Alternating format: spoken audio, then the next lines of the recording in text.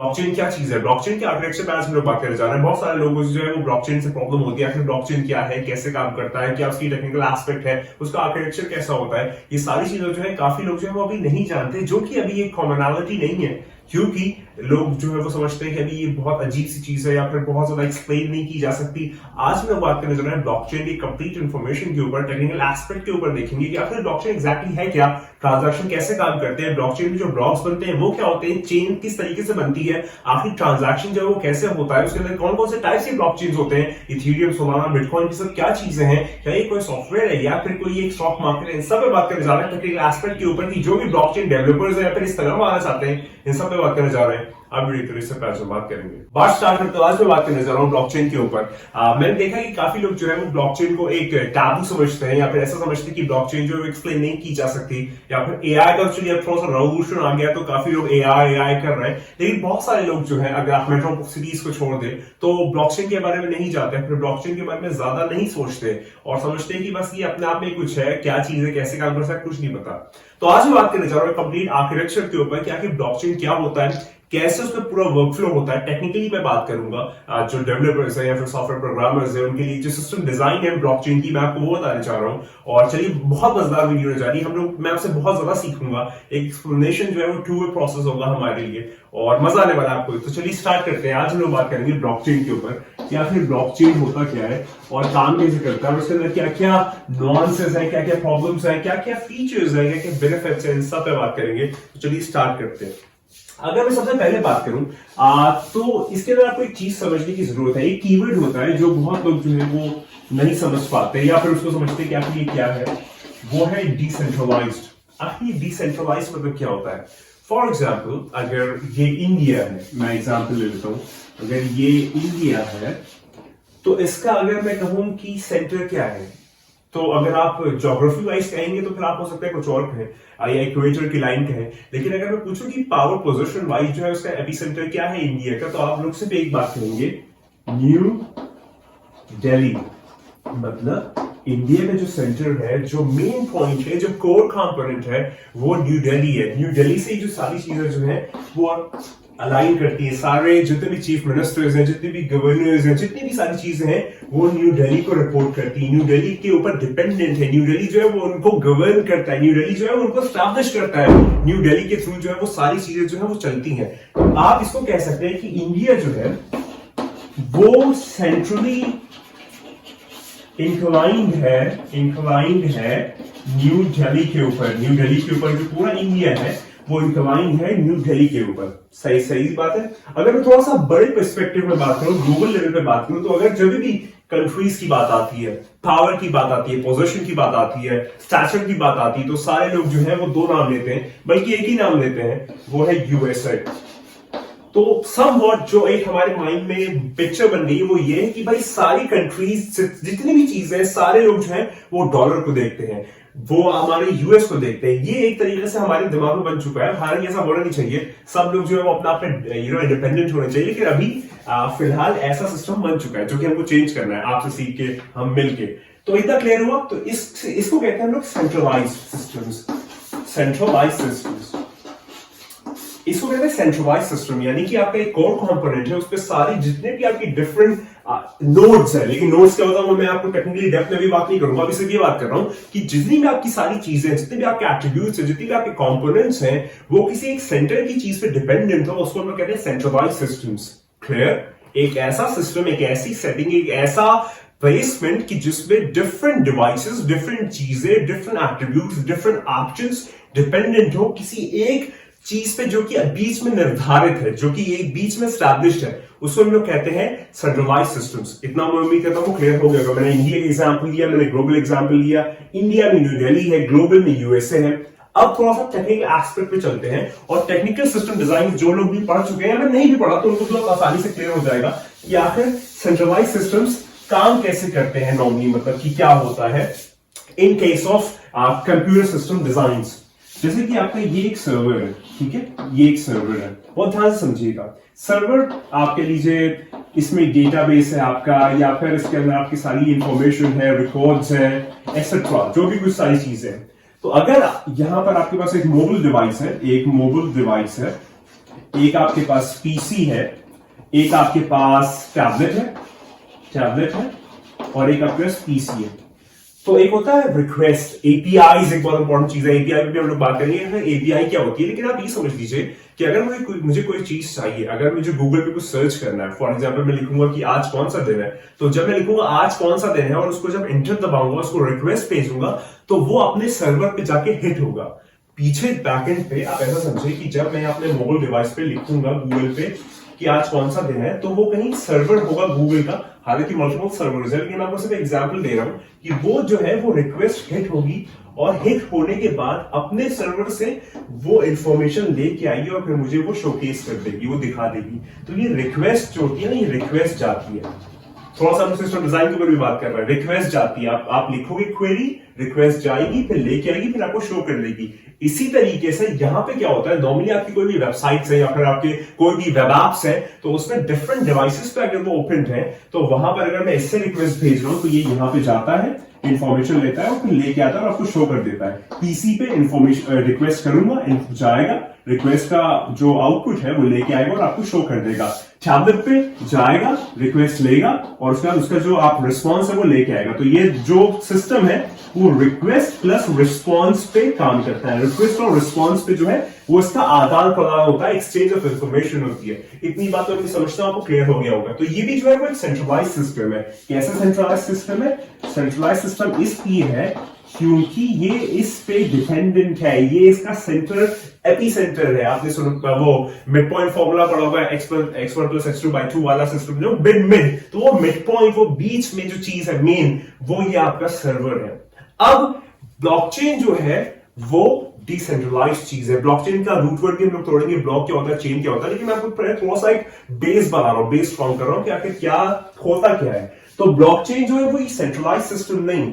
Blockchain इस तरीके से काम नहीं करता कि हाँ भाई कोई एक जगह है, वहां पर जो सारी चीजें हैं और वहीं से जो चीजें आती जाती हैं। अब आप मुझे एक बात बताइए कि अगर ये सर्वर में मैं घुस जाऊं, इसको अगर मैं हैक कर लूं, तो ये भी करप्ट, ये भी करप्ट, ये भी करप्ट, जितने भी उससे एसोसिएटेड डिवाइसेस हैं, जितनी भी चीजें उससे कनेक्टेड है, वो सब करप्ट हो जाएंगी। सारा डेटा जो है वो मैं यहां से उड़ा सकता हूं। ऐसे ही है, ये जो है वो आपका सेंट्रलाइज सिस्टम है। अब on the country, on the contrast बात करते हैं कि आखिर डिसेंट्रलाइज सिस्टम्स क्या होते हैं। वो कौन से सिस्टम्स होते हैं कि जिसमें ब्लॉकचेन काम करती है, वो होता है डिसेंट्रलाइज सिस्टम। आइए अब देखते हैं कि आखिर डिसेंट्रलाइज सिस्टम्स क्या होते हैं। डिसेंट्रलाइज सिस्टम्स, इसके हम लोग साइड में ही देखेंगे ताकि आप कंपैरिजन कर पाए। यहां पर हमारे पास एक सर्वर था, डिवाइसेस थी, आदान प्रदान होता है, एक्सचेंज ऑफ इंफॉर्मेशन होती है, रिटर्न करता है रिक्वेस्ट पे, रिस्पांस देता है, एपीआई रिक्वेस्ट जो नॉर्मल होती है। अब यहां पर समझिए डिसेंट्रलाइज सिस्टम, ये सेंट्रलाइज था, अब डिसेंट्रलाइज का यहां पे बात करता हूं मैं। वही फिर से बनाता हूं, आपका एक मोबाइल डिवाइस है, आपका एक पीसी है, आपका ये एक दूसरा पीसी है और आपका यहां पर एक टैबलेट है। ठीक है, ये पीसी है, मोबाइल है, मोबाइल डिवाइस, और ये आपका टैबलेट हो गया, टैबलेट। ठीक है, ये टैबलेट हो गया। अब यहां पर देखिए मैंने सर्वर कहीं पे नहीं बनाया, मतलब मैंने कोई एपिसेंटर या कॉमन पॉइंट नहीं बनाया। तो आप लोग कहेंगे भाई यहां बना लो, उससे सारी चीजें होंगी। नहीं, ऐसा नहीं है। इसके अंदर जो है वो पीयर टू पीयर काम होता है, पीयर टू पीयर काम होता है। मतलब कि इसमें कोई सेंट्रली अलाइन सिस्टम नहीं है। इस एग्जांपल्स की तरह कि यहां पर जो एग्जांपल है, इसमें आप देखिए सर्वर है, उसी से सब कनेक्टेड है। इसमें ऐसा कुछ नहीं है। इसमें सारी चीजें जो है वो आपस में एक वेब बनाए हुए हैं, कनेक्टेड है, आपस में सब कनेक्टेड है।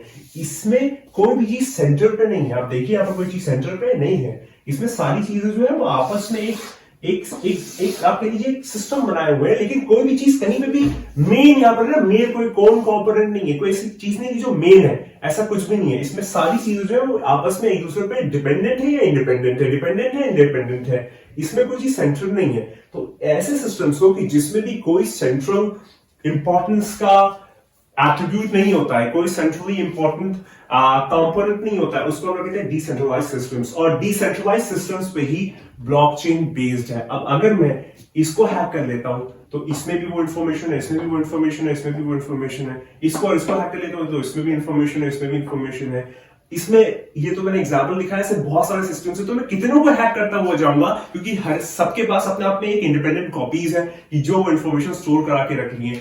इसीलिए ब्लॉकचेन जो है वो बहुत सिक्योर है, बहुत कॉस्ट एफिशिएंट है, बहुत महंगा नहीं पड़ता। इसके कंपैरिजन में आप अगर डिफरेंट सर्वर्स बनाओगे तो कहां कहां पे लेके जाओगे, फिर इसकी कॉपीज बनाओगे, फिर उसमें भी अगर आप सिस्टम डिजाइन पढ़ो तो उसमें भी काफी सारी चीजें होती है। लेकिन मैं सिर्फ ये बात कर रहा हूं कि डिसेंट्रलाइज सिस्टम्स कितने एफिशिएंट हो जाते हैं कि यहाँ पर कोई हैक होने की चांस ही नहीं है। कोई यहाँ पर बात ही नहीं कि आपका सिस्टम जो है वो हैक हो जाए। सारी चीजें जो है वो स्प्रेड आउट है, जिसको हम लोग स्टैटिस्टिक्स अगर आपने पढ़ी हो तो आपने देखा होगा स्टैंडर्ड डिविएशन, आपकी डेटा का स्प्रेड कैसा है, वेरिएंस कैसा है। तो समवॉट अगर आप उससे रिलेट करें तो यहाँ पर आपका जो डिवाइस में इंडिपेंडेंट कॉपीज है वो सब स्प्रेडेड है। तो इसको कहते हैं decentralise system on the country centralise system के। मैं उम्मीद करता हूं कि आपको क्लियर हुआ होगा कि आखिर सेंट्रलाइज और सिर्फ डिसेंट्रलाइज सिस्टम क्या है। यहाँ पर मैं एक और डायग्राम से आपको समझा देता हूं कि आप लोगों को और क्लियर हो जाए कि आखिर सेंट्रलाइज और डिसेंट्रलाइज सिस्टम्स कैसे होते हैं।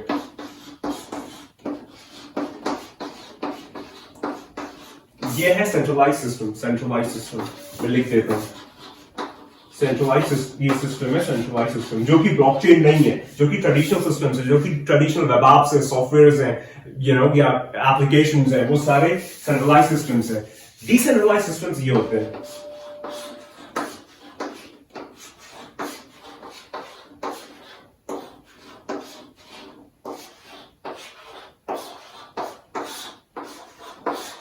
और ऐसे बहुत सारे, मतलब आप समझ रहे हैं मैं सबका कितना ही डायग्राम बनाऊं, आप समझ पा रहे हैं, मतलब समझ जाइए। ये है डिसेंट्रलाइज सिस्टम, डिसेंट्रलाइज सिस्टम्स।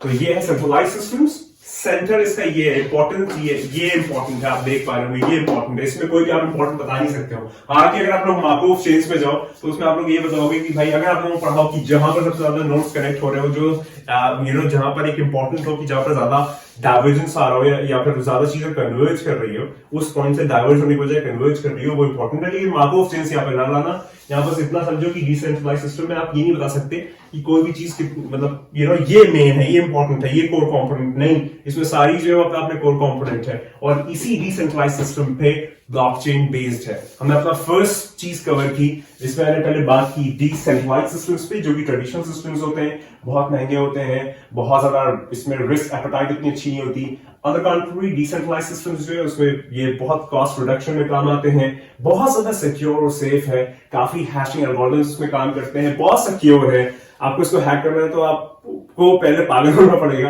यानी कि नेक्स्ट इम्पॉसिबल है। इम्पॉसिबल तो मैं नहीं कहूंगा, हर चीज का कोई ना कोई वे आउट है, लेकिन काफी सिक्योर है ना। इसके कंपैरिजन तो बहुत सिक्योर है और मैक्सिमम लोग इस पे ही हैं, लेकिन ये जो है वो अपने बहुत सिक्योर और एफिशिएंट और काफी रोबस्ट है।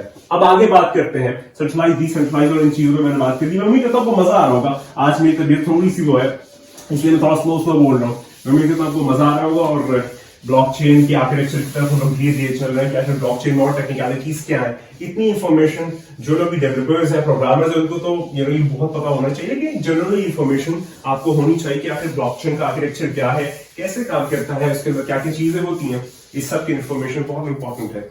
अब आगे चलते हैं और बात करते हैं कुछ टर्मिनोलॉजीज के ऊपर। अब जब मैं इसके बाद इसकी सिस्टम डिजाइन या फिर इसका आर्किटेक्चर दिखाऊंगा, ब्लॉकचेन के आर्किटेक्चर को दिखाने से पहले कुछ मैं आपको बातें बताऊंगा या कुछ कीवर्ड्स बताऊंगा या फिर कुछ कह लीजिए वो डेफिनेशंस बताऊंगा। हालांकि एग्जांपल से ही हम लोग समझेंगे क्योंकि आप लोग वो बुकिश लैंग्वेज पे नहीं जाते, ताकि जब मैं आपको वो आर्किटेक्चर और सिस्टम डिजाइन दिखाऊं ब्लॉकचेन की तो आप इंटिमिडेट या फिर ओवरवेल्म ना हो जाओ। आइए देखते हैं। फर्स्ट चीज, नोड। नोड क्या होता है? सिंपली बुकिश डेफिनेशन पे नहीं जाऊंगा। नोड कुछ भी नहीं होता है, आपकी डिवाइस या यूजर या कंप्यूटर किसी एक नेटवर्क में जो होता है उसको हम नोड कहते हैं। अभी न्यूरल नेटवर्क्स वाले नोड मत ले आना, वो इनपुट लेयर वो सब उस पर मत जाना, क्योंकि मैं एआई की भी वीडियोस बनाता हूं, डेटा साइंस की वीडियोस बनाता हूं, तो उसके रिस्पेक्ट में मत जाना। यहां पे ब्लॉकचेन में आप उस एक आपके लिए डिसेंट्रलाइज सिस्टम में जो हमने पहले देखा, उसके अंदर जो आपकी डिवाइस है, जो यूजर है, जो कंप्यूटर है, जो उसमें पूरा भाग ले रहा है, उसका हिस्सा है, उस एक को हम लोग नोड कहते हैं। जैसे कि अगर ये एक एग्जांपल है, ये अगर एक एग्जांपल है, ये पीसी है, पीसी है, पीसी है, पीसी है, पीसी 1 2 3 4। तो यहां पर कितने नोड्स हैं? यहां पर नोड्स जो है वो 4 नोड्स हैं। 1 2 3 4, ये चारों डिवाइसेस है, कंप्यूटर्स है, सिस्टम्स है, मोबाइल डिवाइसेस है। ये डिवाइसेस, हर एक डिवाइस को हम लोग नोड कहते हैं। तो यहां पर कितने नंबर ऑफ नोड्स हैं? नंबर ऑफ नोड्स 4 है। तो सिंपली नोड कुछ नहीं होता है, एक ब्लॉकचेन सिस्टम में एक डिवाइस जो होती है अपने आप में एक इंडिपेंडेंट डिवाइस, उसको हम लोग एक नोड कहते हैं। इतना क्लियर हुआ? मैं उम्मीद करता हूँ क्लियर हो गया, बहुत इजीली बता रहा हूँ। अब आगे बढ़ते हैं, मतलब कि आप मुझे सीख रहा हूँ। नेक्स्ट पॉइंट पे चलते हैं, और जो अगला है वो है ट्रांजैक्शन। आखिर ट्रांजैक्शन क्या होता है मैं आप लोगों को बताता हूँ। ट्रांजैक्शन क्या होता है? केमिस्ट्री पढ़ी होगी आप सब ने ना, केमिस्ट्री में जैसे कि ये एक है, एक यूनिट, इस एक यूनिट को केमिस्ट्री में लोग कहते हैं मोनोमर। अगर आप लोगों ने chemistry 8th to 9th standard की पढ़ी हो, बहुत सारे मोनोमर जब मिल जाते हैं, बहुत सारे, तो उसको हम लोग कहते हैं पॉलीमर। ऐसे ही इसी तरीके से ट्रांजैक्शन जो है वो पूरे ब्लॉकचेन सिस्टम के आर्किटेक्चर में जो सबसे स्मॉलेस्ट यूनिट है, स्मॉलेस्ट यूनिट होता है जो पूरे ब्लॉकचेन के आर्किटेक्चर में, उसको हम लोग ट्रांजैक्शन करते हैं। ये क्या हो सकते हैं? ये आपके रिकॉर्ड्स हो सकते हैं, ये आपकी इंफॉर्मेशन हो सकती है, और भी बहुत सारी चीजें हो सकती है, ठीक है, ऐसा। तो ये जो है वो स्मॉलेस्ट यूनिट होती है आपके पूरे ब्लॉकचेन के आर्किटेक्चर में, उसको हम लोग कहते हैं ट्रांजैक्शन।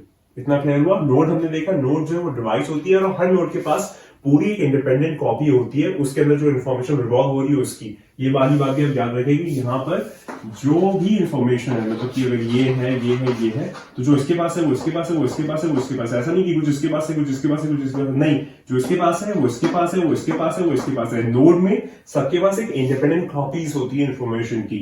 इतना क्लियर हुआ? और ट्रांजैक्शन क्या होता है? ट्रांजैक्शन पूरे जो आप कह लीजिए ब्लॉकचेन है, उसके अंदर जो एक सबसे स्मॉलेस्ट बिल्डिंग ब्लॉक है, या फिर जो स्मॉलेस्ट यूनिट है, चाहे वो इंफॉर्मेशन हो, रिकॉर्ड हो, या फिर कोई और चीज हो, उसको हम लोग ट्रांजैक्शन कहते हैं टेक्निकली ब्लॉकचेन की दुनिया में, ठीक है। अब आगे बात करते हैं, मजा आ रहा होगा उम्मीद करता हूं। नेक्स्ट अगर मैं बात करूं तो अगली चीज है, जैसे ब्लॉकचेन है तो इसके अंदर जो फर्स्ट पार्ट है ब्लॉक। अब ब्लॉक की बात करते हैं कि ब्लॉक क्या है, या फिर जो लोग डीएसए पढ़ते हैं या फिर डीएसए थोड़ा सा इंक्लाइन है उस तरफ, उन लोगों की मतलब की बात आ गई है। ब्लॉक जो है वो एक डेटा स्ट्रक्चर है, ब्लॉक जो है वो एक डेटा स्ट्रक्चर है जो कि सेट ऑफ ट्रांजैक्शंस को रखने के काम आता है। अगर ये एक डेटा स्ट्रक्चर है, इसको कहते हैं ब्लॉक। ये एक ब्लॉक है, एक डेटा स्ट्रक्चर है कि जो सेट ऑफ ट्रांजैक्शंस, ये सेट ऑफ ट्रांजैक्शन जो एक रिकॉर्ड इंफॉर्मेशन, आदान प्रदान इंफॉर्मेशन, तो वो सारी चीजें जब एक ब्लॉक में रखी जाती हैं, ब्लॉक अपने आप में एक डेटा स्ट्रक्चर है, तो उसको हम लोग कहते हैं ब्लॉक ब्लॉकचेन के आर्किटेक्चर में, ठीक है। और ये जो ब्लॉक होता है वो डिस्ट्रीब्यूटेड होता है पूरे नेटवर्क में। मतलब अगर ये हमारा नेटवर्क है, अगर ये मेरा नेटवर्क है, तो ये ब्लॉक जो है वो इसमें भी होगा, इसमें भी होगा, इसमें भी होगा, इसमें भी होगा, वो डिस्ट्रीब्यूटेड रहता है। ब्लॉक जो है वो डिस्ट्रीब्यूटेड रहता है इंफॉर्मेशन के साथ, ट्रांजैक्शंस के साथ, सबके पास। तभी तो हम कहते हैं ये नोड जो है वो हर नोड के पास अपने आप में इंडिपेंडेंट कॉपी होती है। तो इंडिपेंडेंट कॉपी किस फॉर्मेट में होती है? वो ब्लॉक के फॉर्मेट में होती है। ब्लॉक जो है वो डेटा स्ट्रक्चर है, वो स्टोरिंग आप कह लीजिए प्लेट है कि जिसमें सामान रखते हैं, और वो सामान क्या है? सेट ऑफ ट्रांजैक्शंस है। वो ट्रांजैक्शन का जो सेट है वो आप ब्लॉक में स्टोर करते हो, और ब्लॉक जो है वो हर एक के पास होता है इंडिपेंडेंटली, डिस्ट्रीब्यूटेड सिस्टम्स में, डिसेंट्रलाइज्ड सिस्टम्स में। उसको हम लोग ब्लॉक कहते हैं। तो ब्लॉक एक डेटा स्ट्रक्चर है कि जिसमें सेट ऑफ ट्रांजैक्शन जो है वो स्टोर किए जाते हैं, और फिर वो सेट ऑफ ट्रांजैक्शन जो है वो इंडिपेंडेंटली हर नोड के पास होते हैं। नोड से मतलब हर डिवाइस के पास होते हैं, हर कंप्यूटर के पास होते हैं, हर मोबाइल डिवाइस के पास होते हैं। तो ये इतनी बात क्लियर होगी। जो थर्ड है वो है ब्लॉक। मैं उम्मीद करता हूं मुझे आप लोग से बहुत अच्छा समझ में आ रहा है। अब आगे बात करते हैं, और नेक्स्ट हम लोग अपने जो डेफिनेशन है उस पर चलते हैं। इसके बाद जब आप लोग ब्लॉकचेन की आर्किटेक्चर देखेंगे तो आपको मजा आ जाएगा, और बहुत अब सब क्लियर हो जाएगा। फोर्थ पॉइंट पे चलते हैं। जो फोर्थ है वो आपका चेन, ठीक है। चेन क्या होता है? ये जो एक ब्लॉक है, जैसे ये एक ब्लॉक है, इसमें सेट ऑफ ट्रांजैक्शन है, ठीक है। एक और ब्लॉक, इसमें भी सेट ऑफ ट्रांजैक्शन है, एक और ब्लॉक, इसमें भी सेट ऑफ ट्रांजैक्शन है, ठीक है। अब इस सेट ऑफ ट्रांजैक्शंस को एक स्पेसिफिक ऑर्डर या अरेंजमेंट में रखना, उसको हम लोग कहते हैं चेन। यानी कि अगर ये है 1, ये एक मेरा ब्लॉक है, डेटा स्ट्रक्चर है जिसमें सेट ऑफ ट्रांजैक्शंस है, ये 1 है, ये 4 है, ये 3 है, और ये है 2, ठीक है। एक ब्लॉक, 2 ब्लॉक, 3 ब्लॉक, 4 ब्लॉक। अब इसको अगर आप कहेंगे डिसेंडिंग ऑर्डर में रखना है, तो मैं लिखूंगा 4 3 2 1, पहला ऑर्डर। आप कहेंगे असेंडिंग में रखो, तो मैं लिखूंगा 1 2 3 4। तो आपकी चेन एक ये हो गई, चेन 1, चेन 2। तो चेन कुछ भी नहीं है लेकिन आपके ब्लॉक्स की एक स्पेसिफिक अरेंजमेंट, एक स्पेसिफिक ऑर्डर, एक स्पेसिफिक सीक्वेंसिंग को आप चेन्स कहते हो, और इसी से नाम पड़ा है ब्लॉक चेन। मतलब आपके सेट ऑफ ट्रांजैक्शंस को एक स्पेसिफिक ऑर्डर में रखना। एक ब्लॉक के अंदर, एक ब्लॉक में आपके सेट ऑफ ट्रांजैक्शंस होते हैं, उस ब्लॉक, वो ब्लॉक अपने आप में क्या है, वो एक डेटा स्ट्रक्चर है, और उस डेटा स्ट्रक्चर के अंदर सेट ऑफ ट्रांजैक्शंस को रखना है एक स्पेसिफिक ऑर्डर में अलग अलग ब्लॉक्स को लेके। तो उस ब्लॉक से सीक्वेंसिंग को हम चेन कहते हैं। ब्लॉक कुछ नहीं है, डेटा स्ट्रक्चर है कि जिसके सेट ऑफ ट्रांजैक्शंस है, इस सबको मिला दे तो बनता है ब्लॉक चेन। सिंप्लीफाइड। बहुत आसानी से आपने मुझे समझा दिया कि आखिर ब्लॉक चेन क्या होता है। इतना क्लियर हुआ, लेकिन आर्किटेक्चर बाकी है। मैं उम्मीद करता हूं चेन आपको क्लियर हो गया होगा। तो एक स्पेसिफिक सीक्वेंस ऑफ ब्लॉक्स को आप कहते हैं, स्पेसिफिक सीक्वेंस ऑफ ब्लॉक्स को आप कहते हैं चेन्स। क्लियर हुआ? अब आगे बात करते हैं। मैं मजा आ रहा होगा आपको, मतलब ना हम लोग बहुत स्लो चल रहे हैं और बहुत वो एंथुसियाज्म को थोड़ा कंट्रोल कर रहा हूं, हालांकि धीरे धीरे आ रहा है, लेकिन मैं फिर भी आराम से बोलूंगा, तेज नहीं हम लोग बोलेंगे। ओके, नेक्स्ट पे चलते हैं। फिफ्थ भी एक इंपॉर्टेंट कीवर्ड आप लोगों ने बहुत सुना होगा और काफी आप लोगों ने इसके बारे में सुना होगा। माइनर्स क्या होते हैं? माइनर्स को आप ऐसा समझिए कि माइनर जो है वो एक स्पेसिफिक नोड होती है जो कि यूज होती है ब्लॉकचेन के वेरिफिकेशन में, जब, और उस ब्लॉकचेन के वेरिफिकेशन में वो यूज होती है इससे पहले कि वो जो है वो वैलिडेट होकर ब्लॉकचेन के आर्किटेक्चर में स्टोर हो जाए। कुछ नहीं, समझिए, ऐसा समझिए, ये आपका एक ब्लॉकचेन आर्किटेक्चर है, ठीक है, ये आपका एक ब्लॉकचेन आर्किटेक्चर है।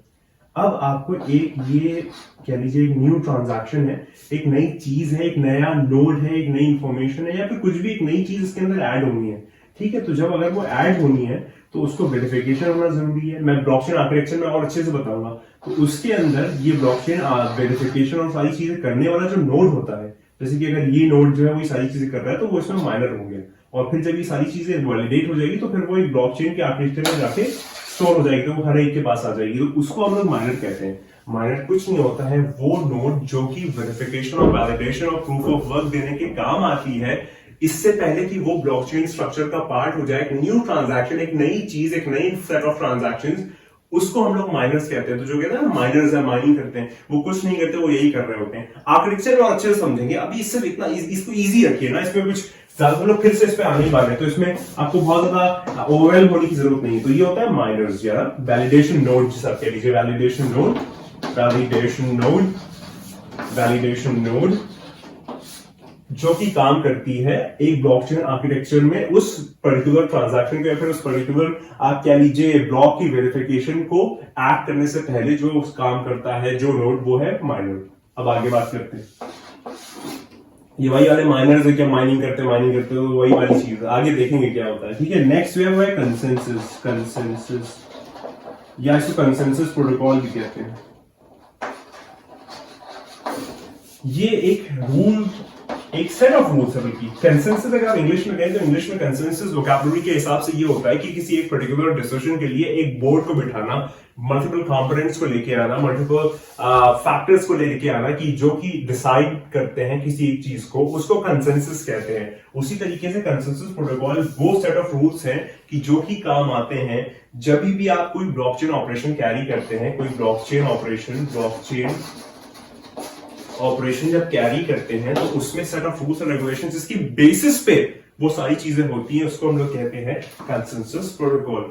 मैं उम्मीद करता हूं इतना आपको क्लियर हो गया होगा। फिर से एक बार रिवाइज करते हैं और इसके बाद मेन चीज हमारी आ रही है, वो है architecture of blockchain systems, decentralised systems. फिर से आते हैं, नोड क्या है? नोड कुछ नहीं होता। नोड जो है वो सिंपली आपका एक डिवाइस है, एक कंप्यूटर है, एक मोबाइल डिवाइस है कि जो कि डिसेंट्रलाइज्ड सिस्टम्स में एक पार्ट है। जैसे कि अगर एक डिवाइस, दो डिवाइस, तीन डिवाइसेस है तो ये एक नोड है, दो नोड है, तीन नोड है। इसको न्यूरल नेटवर्क से कंफ्यूज ना कीजिएगा, न्यूरल नेटवर्क बिल्कुल अलग है। यहां पर हम ब्लॉकचेन की दुनिया में बात कर रहे हैं। पहली चीज। दूसरी चीज क्या है? दूसरी चीज है वो है ट्रांजैक्शन।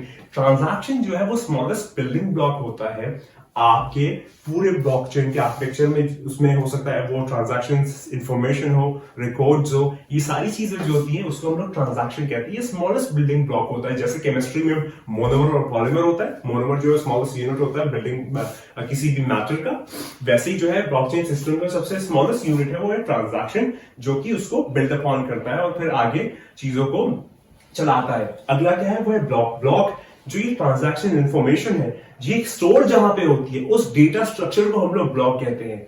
इतना क्लियर हुआ? उस डेटा स्ट्रक्चर को, जहां पर सेट ऑफ ट्रांजैक्शन, छोटी छोटी इंफॉर्मेशन का जो ट्रांजैक्शन है वो स्टोर होती है, उसको हम लोग ब्लॉक कहते हैं। ब्लॉकचेन में ब्लॉक का मतलब ये होता है, चेन क्या होती है? अब ये एक इंफॉर्मेशन सेट ऑफ ट्रांजैक्शन 1 इसमें, इस ब्लॉक 1 में, सेट ऑफ ट्रांजैक्शंस 2 ब्लॉक 2 में, सेट ऑफ ट्रांजैक्शंस 3 ब्लॉक 3 में। अब इस ब्लॉक 1 ब्लॉक 2 ब्लॉक 3 अगर मैं ऐसे अरेंज करूं तो ये चेन 1 है। ब्लॉक 3 ब्लॉक 2 ब्लॉक 1 ऐसे करूं तो चेन 2 है। ब्लॉक 1 3 2 करूं तो ब्लॉक 3 है, मतलब चेन 3 है। तो ऐसे स्पेसिफिक अरेंजमेंट, डिफरेंट अरेंजमेंट जब हम करते हैं किसी ब्लॉक्स का एक पर्टिकुलर सेट ऑफ सीक्वेंस में, तो उसको हम लोग चेन्स कहते हैं। तो ब्लॉक चेन यानी कि कुछ नहीं है, आपके ब्लॉक्स का एक स्पेसिफिक ऑर्डर और अरेंजमेंट को हम लोग ब्लॉक चेन कहते हैं। ब्लॉक क्या होता है? डेटा स्ट्रक्चर होता है कि जिसमें सेट ऑफ ट्रांजैक्शंस स्टोर्ड है। ट्रांजैक्शंस क्या होते हैं? ट्रांजैक्शन जो है वो इंफॉर्मेशन या रिकॉर्ड्स होते हैं नोड्स के, या फिर नोड्स के डिसेंट्रलाइज्ड नेटवर्क्स में। नोड क्या होती है? नोड होती है आपकी डिवाइसेस, जो कि उस डिसेंट्रलाइज्ड सिस्टम्स का पार्ट है। उम्मीद है वो क्लियर हो गया होगा, मजा आ रहा होगा। माइनर्स, माइनर्स क्या होते हैं? वो नोड जो कि वो डिवाइस, वो मोबाइल डिवाइस, वो कंप्यूटर, वो टैबलेट, वो पीसी, वो नेटवर्क डिसेंट्रलाइज्ड सिस्टम में वो डिवाइसेस की जो इनिशिएट करती है कभी भी किसी भी ब्लॉकचेन ऑपरेशन में। कोई ब्लॉक ऐड होने से पहले, किसी ब्लॉकचेन स्ट्रक्चर में अगर कोई ब्लॉक ऐड होने जा रहा है, तो उससे पहले जो इनिशियलाइज करती है नोड, उसको हम लोग माइनर कहते हैं। कि जो लोग माइनिंग करते हैं ना, और उसमें फिर वो अपनी एक फीड जो है वो कट करते हैं, वो एक अलग बात है, वो हम लोग एथिक्स की तरफ जाएंगे तब बात करेंगे। लेकिन माइनर्स ये होते हैं। नेक्स्ट क्या है? नेक्स्ट हमारे पास है consensus protocol. Rules and regulations जो कि ये सारी चीजों को गवर्न करते हैं, इस ऑपरेशंस को गवर्न करते हैं, उसको हम लोग कहते हैं कंसेंसस प्रोटोकॉल। कितना क्लियर हुआ? मैं उम्मीद करता हूं आपको मजा आया होगा। मुझे बड़ा मजा आया आप लोगों से पढ़ने में और एंजॉय किया मैंने। अब हम लोग डायरेक्टली चलते हैं ब्लॉकचेन के आर्किटेक्चर के ऊपर और बात करते हैं कि ब्लॉकचेन का पूरा आर्किटेक्चर, अब ये मेन टेक्निकल एस्पेक्ट इसका आने वाला है। हमने सारी जो आप कह लीजिए इंफॉर्मेशन थी या डेफिनेशन थी वो समझ ली, नोड्स, ट्रांजैक्शंस, ब्लॉकचेन्स, माइनर्स। लेकिन अब जो है वो बात आ जाती है पूरे सिस्टम डिजाइन और आर्किटेक्चर का, ब्लॉकचेन का। तो हम लोग स्ट्रेट टू द टॉपिक चलते हैं मेन, जिस पर हम लोग बात करने जा रहे हैं। अगर आपको इस टाइप की वीडियो पसंद आ रही तो मुझे बताइएगा, मैं इसको पूरी प्लेलिस्ट तैयार कर दूंगा हर एक चीज पे। हर SHA कोड, 256 हैशिंग एल्गोरिथम, 3 चीजें इंफॉर्मेशन जो ब्लॉक्स में होती है, और पता नहीं क्या क्या, मजा आ जाएगा मतलब मुझे तो आप इसे सीखने में। ठीक है, अब हम इस पर बात करेंगे इसके आर्किटेक्चर पे। आर्किटेक्चर, ब्लॉकचेन के आर्किटेक्चर पे बात करते हैं और स्टार्ट करते हैं। सबसे पहला मैं पहले बना लेता हूं ना। फर्स्ट स्टेप है transaction is requested 1, second transaction request को, उसके बाद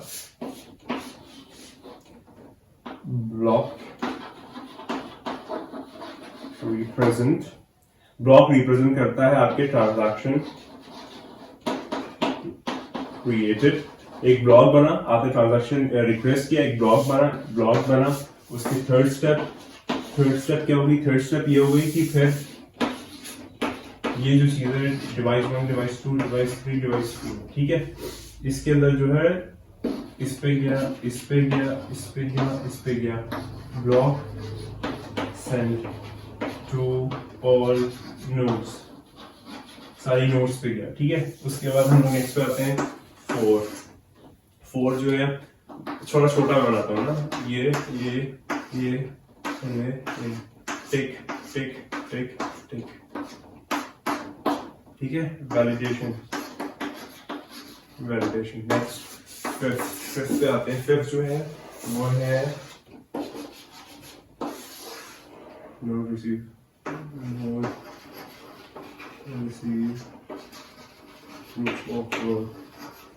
प्रूफ ऑफ वर्क, ठीक है। उसके जो एग्जिस्टिंग सिस्टम है,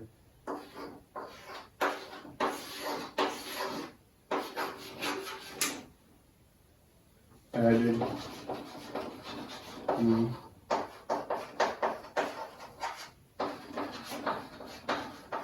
existing system। सिक्स जो है वो आपका है 4, 5, 6, 7।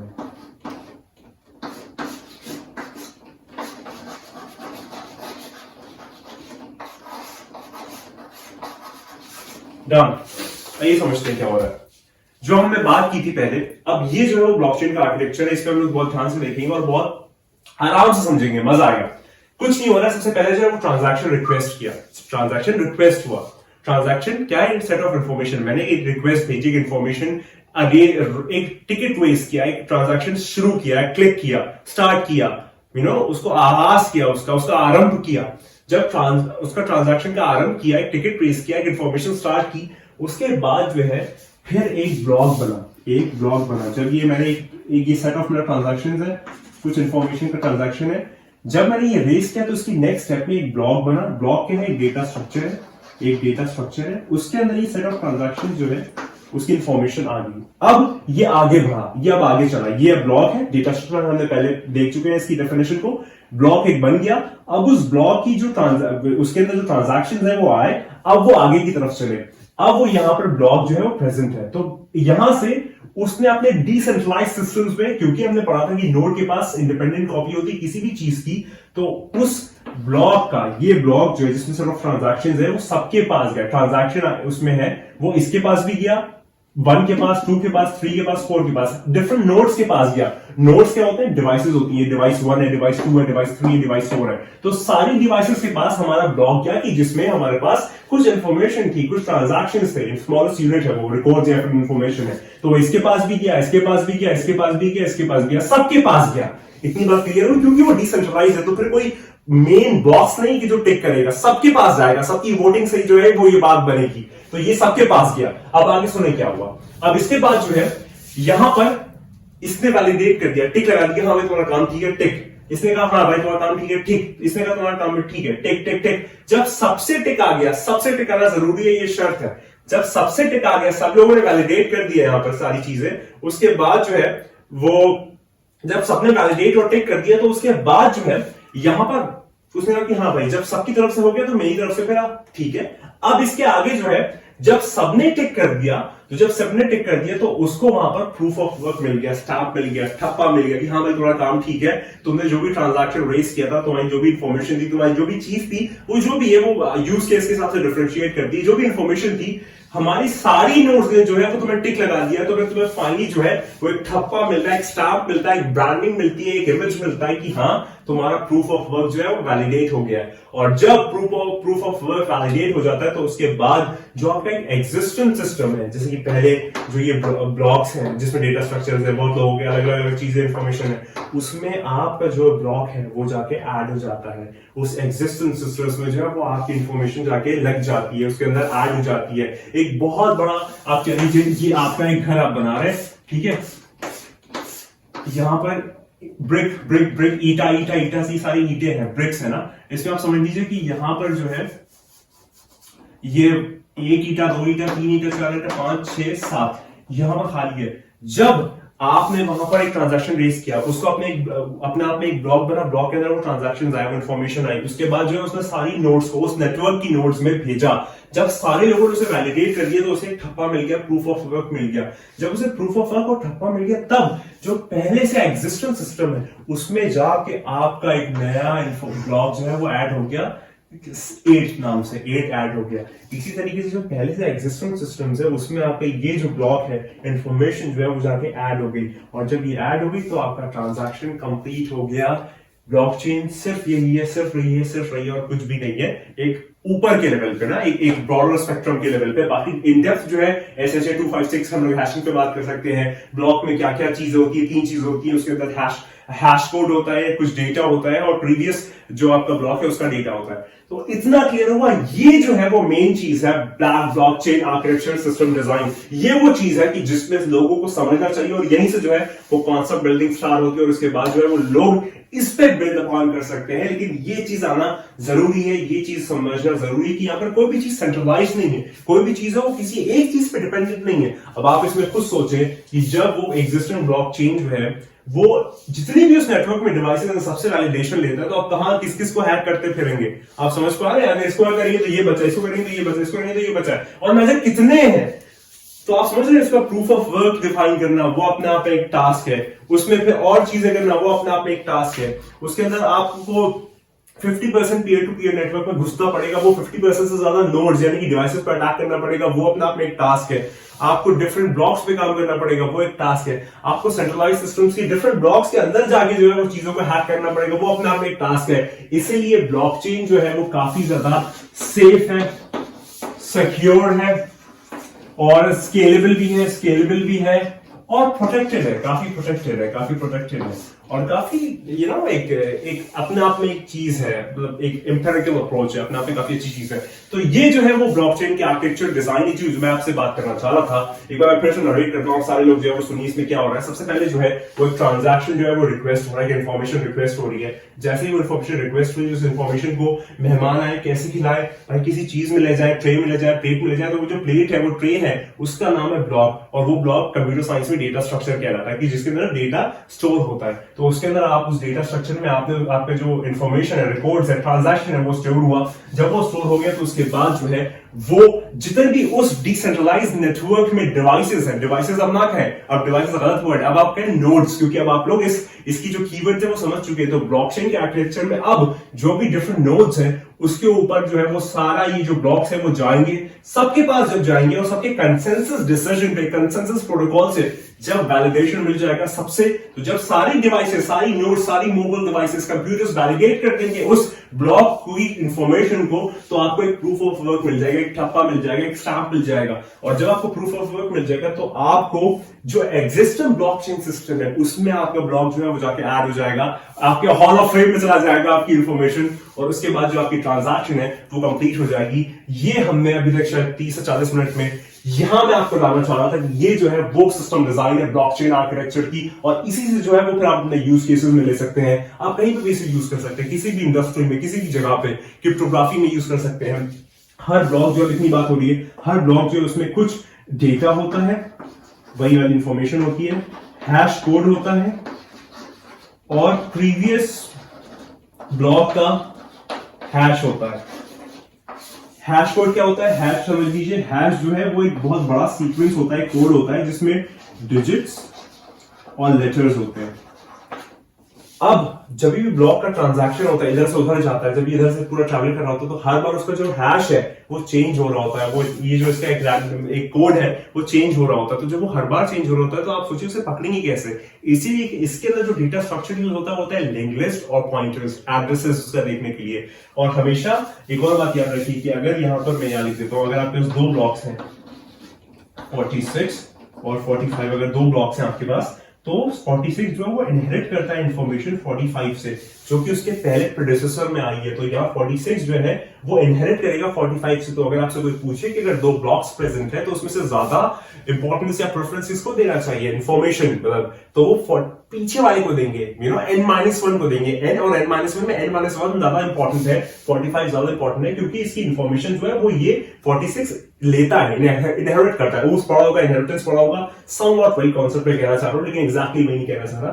तो यहां पर ये चीजें होती हैं। तो इसका क्या लेता है, वो हैश कोड्स लेता है, हैश इंफॉर्मेशन लेता है। और ये जो आपका ये जो एक कोड जनरेट होता है, हैश जनरेट होता है, ये किस एल्गोरिथम के थ्रू जनरेट होता है? तो उसको हम लोग कहते हैं SHA-256। SHA-256 जो है वो एक एल्गोरिथम है जो यहाँ पर जो ये हैश कोड्स है ब्लॉक्स के, ब्लॉकचेन के आर्किटेक्चर में वो जनरेट करते हैं। तो ये पूरी कहानी थी जो मैंने आपको सुनाई, बताई, दिखाई, आपसे सुनी, आप लोगों ने मुझे बताया, बड़ा सिखाया, मजा आया। ये वो ब्लॉकचेन की दुनिया में हम एंटर कर चुके हैं कि वो ब्लॉकचेन आर्किटेक्चर की जहां से सिस्टम डिजाइन जो है वो शुरू होती है और फिर डिफरेंट स्टैंडर्ड सॉफ्टवेयर जो है वो बनते हैं। तो इसलिए अब आप खुद सोचे कि इतनी डिवाइसेस फैली हुई है, कहां कहां हैक करोगे?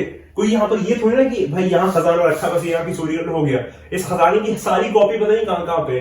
तो अगर आपको चोरी करना है तो आपको सबको चोरी करना पड़ेगा, तब बात बनेगी, वरना बात नहीं बनेगा। इसलिए जो डिसेंट्रलाइज्ड सिस्टम्स है यानी कि ब्लॉकचेन्स है वो सिक्योर है, वो सेफ है। अच्छा, मैं इस पे आज ये भी बात करना चाहता था, लेकिन मैं सोचता हूँ कि आज थोड़ा टेक्निकल एस्पेक्ट भी रखते हैं कि ब्लॉकचेन की एथिक्स के ऊपर, कि भाई सोलाना, इथेरियम या फिर बिटकॉइन जो है वो क्या चीज है, वो कैसे काम करती है, आखिर क्या वो सॉफ्टवेयर है या प्लेटफॉर्म्स है। इसके अंदर पब्लिक ब्लॉकचेन होती है और प्राइवेट ब्लॉकचेन होती है, दोनों में डिफरेंस क्या है? आपको मैं एक बात बता दूं कि प्राइवेट जो है वो ज्यादा महंगी होती है क्योंकि वो क्लोज सिस्टम्स होता है, और जो पब्लिक ब्लॉकचेन होती है वो काफी ओपन एंडेड सिस्टम्स होते हैं। फिर उसमें कंसोर्टियम भी होती है। कंसोर्टियम जो है ना वो प्राइवेटली है ना वो पब्लिकली है, वो कुछ बीच की है कि उसमें कुछ स्पेसिफिक आपके ये एडमिन्स होते हैं कि जो उसको मॉड्यूलेट या फिर रेगुलेट कर रहे होते हैं। उस पर भी हम लोग बात करेंगे आने वाले टाइम में। तो आज हम लोगों ने ये वाली बात की। जो पब्लिक होती है उसमें यूजर्स जो होते हैं वो एनोनिमस होते हैं, और जो प्राइवेट होती है उसमें एनोनिमस नहीं होती, उसमें आप मतलब उसके अंदर एनोनिमिटी नहीं होती। तो आज हमने बात की इतनी सारी इंफॉर्मेशन पे कि भाई नोड्स क्या होती है, ट्रांजैक्शंस क्या होते हैं, कंसेंसस प्रोटोकॉल क्या होती है, ब्लॉकचेन में ब्लॉक क्या होता है, आर्किटेक्चर क्या होता है, ब्लॉकचेन आर्किटेक्चर क्या होता है जो अभी आपके सामने पीछे वो है। तो ये सारी चीजों पे बात की हमने, प्राइवेट पे थोड़ी सी बात की हमने, बात की हैश कोड्स क्या होते हैं। हैश कोड्स पे एक और मैं डिटेल वीडियो करूंगी। SHA-256 जो ये एल्गोरिथम है ये काम कैसे करता है, कैसे जो है वो कोड जनरेट करता है, और दो ब्लॉक्स अगर है ब्लॉकचेन के आर्किटेक्चर में 45 और 46 है, तो 45 ज्यादा इंपॉर्टेंट इसलिए क्योंकि 46 जो है वो उससे इंफॉर्मेशन एक्सट्रैक्ट करता है, उसके अंदर से चीजें लेता है और फिर वो आगे जाता है। तो अब 46 और 47 ज्यादा इंपॉर्टेंट कौन सा हुआ? 46 ज्यादा इंपॉर्टेंट हुआ क्योंकि वो इंफॉर्मेशन 47 ज्यादा इंपॉर्टेंट इसलिए वो 46 इंपॉर्टेंट इसलिए हो क्योंकि 47 46 से इंफॉर्मेशन जो है वो एक्सट्रैक्ट करता है। तो ये पूरी ब्लॉकचेन की मैंने आज एक कंप्लीट वीडियो बनाई, हम लोग सिर्फ 43 मिनट्स पे है। मैं उम्मीद करता हूं आपको मजा आया होगा, और मैंने बहुत आराम से बताया, बहुत ज्यादा इसमें हमने भागे नहीं। मैं उम्मीद करता हूं कि आज आपको मजा आया होगा। हालांकि मेरे जो आप समझते हैं कि वो फिर एक रोलर कोस्टर राइड पे निकल जाते हैं, लेकिन आपसे बहुत सीखने को मिला आज और मजा आया। और मुझे बताइए कि आप और किस टाइप की वीडियो चाहते हैं, और अगर आपको इस वीडियो में मजा आएगा तो कमेंट में जरूर बताइएगा। और एआई और डेटा साइंस तो कर ही रहे हैं, लेकिन मैं सोचा कि क्यों ना बीच में एक नया वन शॉट या इस टाइप का कुछ एक बिगनर्स ट्यूटोरियल गाइड ले आए ब्लॉकचेन और ब्लॉकचेन आर्किटेक्चर पे कि इसमें ब्लॉक क्या होता है, चेन क्या होती है। आपसे आपको पता होना चाहिए कि आखिर ब्लॉकचेन क्या है। कहीं पर भी बात करें तो आपको बोलना आना चाहिए ब्लॉकचेन क्या है। मुझे बहुत मजा आया लोगों से सीखने में, और फिर एक नई वीडियो में हम लोग फिर से एक बार मीट करते हैं, मुलाकात करते हैं। और मुझे उम्मीद है कि आपको वीडियो में मजा आया होगा। तरीकाकार जो मेरा एक मेथोडोलॉजी है वो मजा आया होगा कि जैसे मैं करता हूँ। तो बात कोई भी हो, टॉपिक कोई भी हो, चीज कोई भी हो, लेकिन हमेशा परमात्मा को याद करना चाहिए। तो मैं वही कहता हूँ, हमेशा कहता हूँ कि तू नहीं है, बस वही है।